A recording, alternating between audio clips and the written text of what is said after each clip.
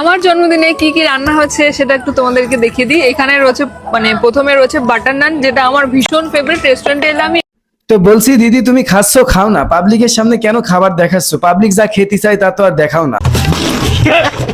বিয়ে বাড়িতে আজকের স্পেশাল ঘটনা, সেটা হচ্ছে কারেন্ট চলে গেছে। বিয়ে বাড়িতে স্পেশাল ঘটনা, আমরা খেতে এসেছি কিন্তু অনিমন্ত্রিত ভেবে আমাদেরকে খেতেই দেয় না।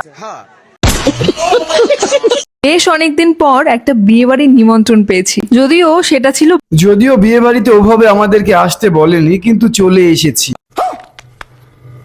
কোনটার বিয়ে ছিল সেদিন।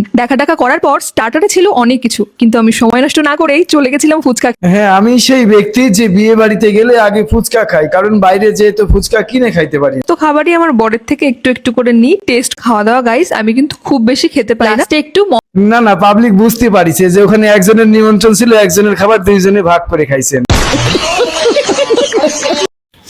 হ্যালো, আমার একটু পরেই বিয়ে, তোমার সাথে হয়তো আমার আর দেখা হবে না, তুমি ভালো থেকো। ভালো থাকবো কি করে, কিছু কাজ তো বাকি রয়ে গেছে, সব তো পুরো হয়নি। ছেলেকে বিয়ে করবেন নাকি চাকরিজীবী ছেলেকে বিয়ে করবেন?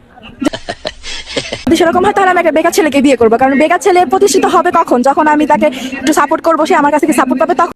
আপনি এভাবে সাপোর্ট দিলে তো যে কোনো ছেলেই প্রতিষ্ঠিত হয়ে যাবে, সেটা আমি হই বা অন্য কেউ হোক। আমার জীবনের লক্ষ্য আমি একটা লক্ষ্মী বউ হবো, আমি একটা লক্ষ্মী বউ হবো, এতটুকু, আর কিছু না। আমি বিয়ে করতে চাই, পড়াশোনা ভালো লাগে না। কোথায় ছিলে চাঁদু এতদিন? তোমার জন্যই তো বসে আছি, মানে আমাদের মতো ছেলে পেলেরা চলে এসো তাড়াতাড়ি।